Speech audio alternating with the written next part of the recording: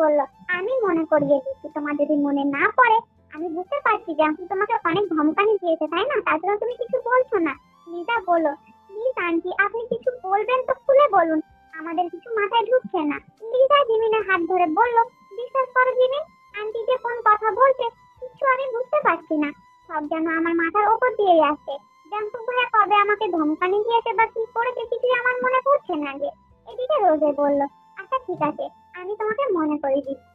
তোমার মনে আছে লিজা, একদিন তো তুমি এর সাথে টিউশনি কমপ্লিট করে আমাদের বাসায় এসেছিলে তোমার ভাইয়ার জন্য জাঙ্কুকের কাছে নোট নিতে। লিজা বলল, হ্যাঁ আমি নোট নিতে এসেছিলাম।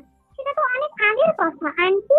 রোজে বলল, হ্যাঁ সেটা অনেক আগের কথা, সেদিনকে যা যা ঘটেছিল তোমার আর জাঙ্কুকের মধ্যে আমি পুরোটাই দেখেছি।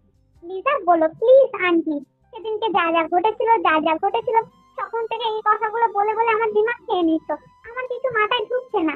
কি ঘটেছিল সেদিনকে বলো না আমার সাথে। রোজে বলল, তোমার সাথে সেদিনকে জাঙ্কুক জবরদস্তি করছিল, তাই না লিজা?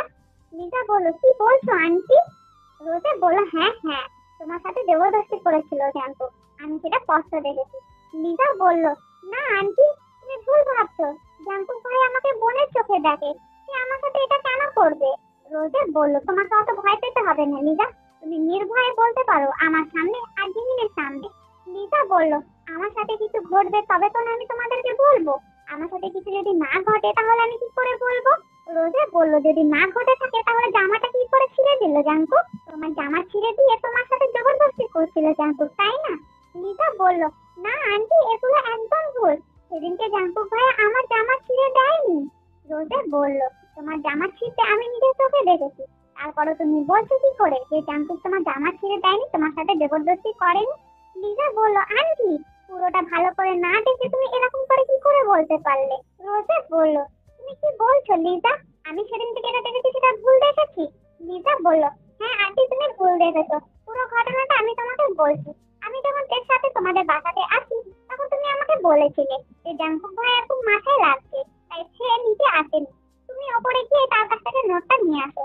আমি দেখে বললাম যে আমার সাথে ওপরে চল, আমারও জাঙ্কুক ভাইয়াকে দেখলে ভয় লাগে, কিন্তু সে আমাকে বলল আমি যদি এখন জাঙ্কুক ভাইয়া রুমে গেছি তো জাঙ্কুক ভাইয়া আমাকে পড়তে বসতে বলবে, তার থেকে ভালো আমি নিচে টিভি দেখি, তুই গিয়ে জাঙ্কুক ভাইয়ের কাছ থেকে নোট নিয়ে আয়। তারপরে তো আমি ওপরে চলে গেলাম। রোজে বলল, হ্যাঁ সেটা তো আমি দেখলাম, জাঙ্কুক ভাইয়াকে গিয়ে আমি বললাম ভাইয়া নোট চেয়েছে। জাঙ্কুক ভাইয়া বলল, হ্যাঁ আমাকে বলেছিল ফোন করে, তুমি এখানে বসো আমি নোট দিচ্ছি। আমি ভাইয়াকে বললাম যে আমি বসবো না, আমাকে তাড়াতাড়ি নোট দাও, আমাকে আবার বাড়ি যেতে হবে। তাই জাঙ্কুক ভাইয়া টেবিলের কাছে গিয়ে নোটগুলো দেখছিল, আমি দূরে দাঁড়িয়েছিলাম, কিন্তু কোথা থেকে একটা ককরোচ এসে আমার পেছনে পড়ে। আমার তো ককরোচকে দেখলে খুবই ভয় লাগে, আমি তো ওখানে জোরে কান্না করতে লাগি। জাঙ্কুক ভাইয়া দৌড়ে এসে আমাকে বলল, কি হয়েছে, তুমি কান্না করছো কেন? আমি জাঙ্কুক ভাইয়াকে বললাম, আমার পেছনে কোথাও যেন ককরোচ রয়েছে, তুমি ফেলে দাও ভাইয়া, আমার ককরোচকে খুব ভয় লাগে। সেদিনকে আমি নেটের জামা পরে এসেছিলাম, জাঙ্কুক ভাইয়া আমার পেছনে ঝেড়ে ককরোচটাকে ফেলে দিচ্ছিল, ঠিক তখনই জাঙ্কুক ভাইয়ার ওয়াশে লেগে আমার জামাটা ছিঁড়ে যায়, হয়তো তখনই তুমি দেখেছিলে আন্টি। আর আমি তখন বলছিলাম প্লিজ ভাইয়া ঝেড়ে ফেলে দাও, প্লিজ প্লিজ বলছিলাম। আর জাঙ্কুক ভাইয়া আমার জামাটা ছিঁড়ে যেতে দৌড়ে গিয়ে একটা চাদর নিয়ে এসে আমাকে ঢাকুন দিয়ে বললো, সরি আমি বুঝতে পারিনি, আমার তখন কথা বলার অবস্থায় আমি ছিলাম না, কখনোতে আমার প্রচন্ড অ্যালার্জি, আমার সঙ্গে সঙ্গে গা হাত তো অনেক ফুলে যেতে লাগলো, আমার চোখ মুখ একদম অন্যরকম হয়ে গেছিল। ঠিক তখনই জাঙ্কুক ভাইয়া দেখে দেখে বলে কিনা যে আমাকে একটা জামা প্যান্ট দেওয়ার জন্য।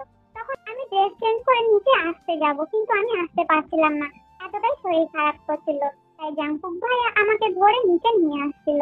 ঠিক তখনই তুমি আমাকে জিজ্ঞেস করেছিলে আন্টি যে লিজা তোমার কি হয়েছে? তখন জাঙ্কুক ভাইয়া বলল যে লিজার অনেক শরীর খারাপ করছে, ওকে আমি বাড়ি ছেড়ে আসি। কেউ আমাকে জিজ্ঞেস করছিল হঠাৎ তোর কি হলো, আমি দেখে বলতে পারিনি, কেন কি জাঙ্কুক ভাইয়া বারণ করেছিল দেখে বলতে যে আমার ঘরে ককরোচ আছে, কেউ ককরোচকে অনেক ভয় পায়, তাই জাঙ্কুক ভাইয়া বলেছিল পেটে যেন না বলা হয়, না হলে সে আবার আমার ঘরে আসবে না, তাই আমি বলতে পারিনি। জাঙ্কুক ভাইয়া আমাকে সোজা বাড়ি নিয়ে যায়নি, প্রথমে হসপিটাল নিয়ে গিয়ে ভালো করে ডক্টর দেখিয়েছিল। আমার অনেক রকমের গায়ে ফোস্কা বেরিয়ে গেছিল, লাল লাল দাগ হয়ে গেছিল, ডাক্তারে তো আমাকে অ্যাডমিট করতেই বলছিল, কিন্তু তারপরে দেখলো আস্তে আস্তে সব র্যাশগুলো কমে গেছে। তারপরে আমাকে জাঙ্কুক ভাইয়া বাড়ি ছেড়ে দিয়ে এসেছিল, তাই জাঙ্কুক ভাইয়া আসতে অনেক লেট হয়েছিল। রোজে বলল, তাহলে আমি আমি ভুল দেখেছি, এতদিন ভুল ভেবেছি জাঙ্কুককে। গীতা বলল, হ্যাঁ আন্টি তুমি ভুল ভেবেছো, ভুল দেখেছো। জাঙ্কুক ভাইয়া খুবই ভালো একটা ছেলে, ও আমাকে বোনের চোখে দেখে আর ও তেকে অতিরিক্ত ভালোবাসে। যতটা আমি জানি সেও জাঙ্কুক ভাইয়াকে অনেক ভালোবাসে। রোজের বলল, তাহলে আমি তো খুব ভয় পেয়ে গেছিলাম। তারপরের দিন সকালবেলায় আমি স্কুলে যাওয়ার জন্য ডাকতে যাই, সে ঘুমের ঘরে বলে কিনা, জাঙ্কুক ভাইয়া তুমি আমার কাছে আসবে না, কিন্তু আমার কাছ থেকে দূরে থাকো। এটাই তো বলছিল সে। লিজা বলল, জাঙ্কুক ভাইয়াকে অতিরিক্ত ভালোবাসে সে, তার জন্য হয়তো স্বপ্নতেও দেখেছিল জাঙ্কুক ভাইয়াকে। জিমিন বলল, হ্যাঁ হতেও তো পারে। এই জাঙ্কুক ভাইয়ার স্বপ্ন দেখেছিল তে রোজে মাথায় হাত দিয়ে ফ্লোরে বসে কান্না করে আর বলে, আমার ভাবা উচিত ছিল, জাঙ্কুককে আমি ছোটবেলা থেকে মানুষ করেছি, দেখেছি ও এরকমটা হতে পারে না, এটা আমার ভাবা উচিত ছিল। সেটা না ভেবে আমি জাঙ্কুককে উল্টো পাল্টা বলেই গেছি, উল্টো পাল্টা ভেবেই গেছি। একটা বার উচিত ছিল তার সাথে আমার বসে কথা বলা, সে তো আমার ছেলে, তাকে তো আমি এই কথাটা জিজ্ঞেস করতেই পারতাম নাকি।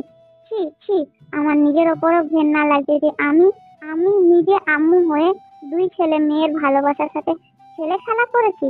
ছি, আল্লাহ মনে হয় আমাকে কোনোদিনও ক্ষমা করবে না, আর জাঙ্কুকও আমাকে ক্ষমা করবে না। আর সে যদি একটা বার শুনে যে তার ভালোবাসার মধ্যে আমি কাটা হয়ে দাঁড়িয়েছিলাম, তাহলে সে মনে হয় কোনোদিন আমাকে আম্মু বলেও ডাকবে না।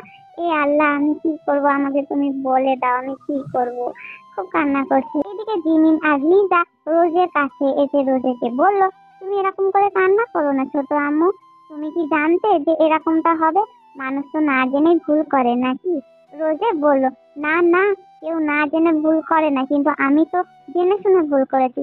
আমি যখনই জাঙ্কুকে কিছু বলতাম, জাঙ্কুক আমাকে বলতো যে কি হয়েছে ছোট আম্মু আমাকে বলো, আমি তোমাকে খুলে বলছি, আমি যদি কোনো ভুল করে থাকি তো সেটা আমি তোমাকে বলবো। কিন্তু আমি কোনোদিনই জাঙ্কুককে বলিনি। আমি ভেবেছি জাঙ্কুক হয়তো নিজের দোষ কোনোদিন শিকারই খাবে না, তার জন্য আমি জাঙ্কুককে কোনোদিন বলিনি। আর জাঙ্কুককে আমি যা যা বলেছি জাঙ্কুক আমার জন্য তাই তাই করেছে।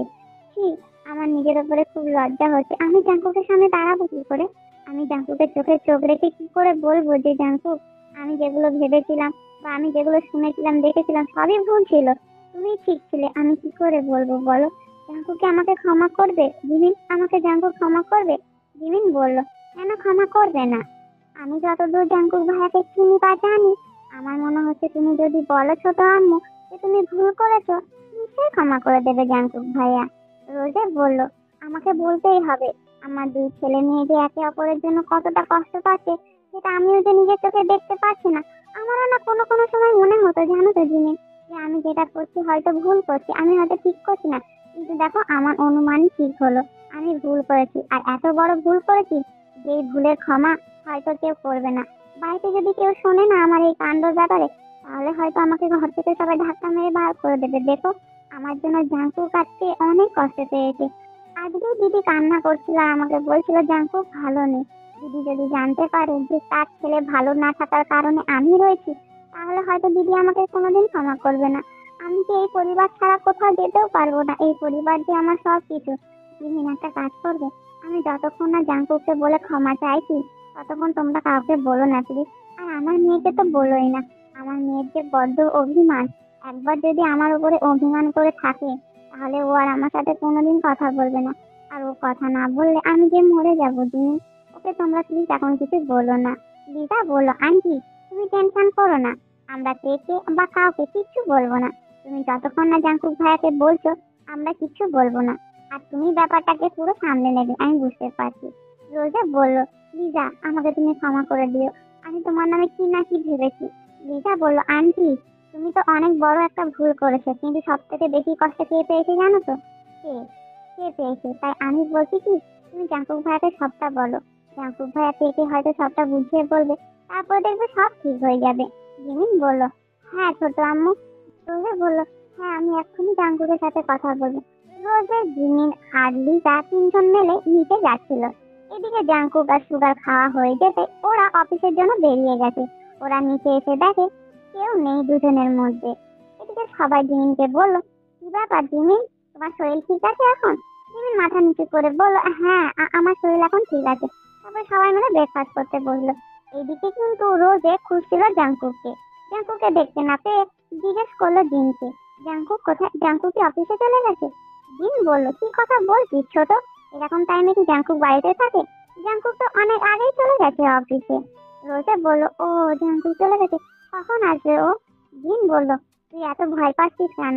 আমার ছেলেটা এখন ঠিক আছে মনে হয়, তুই অত টেনশন করিস না, যখন আসবে তখন কথা বলে নিবি। এদিকে রোজা মনে মনে ভাবছে যে আমি কি করে বোঝাই তোমাকে দিদি, যে তোমার ছেলের ভালো না থাকার কারণটা যে আমি কি করে বলবো তোমাকে আমার এই মুখটা নিয়ে। জিন বলল, কি রে, তুই এখানে দাঁড়িয়ে থাকবি ছোট, খেয়ে নে কিছু।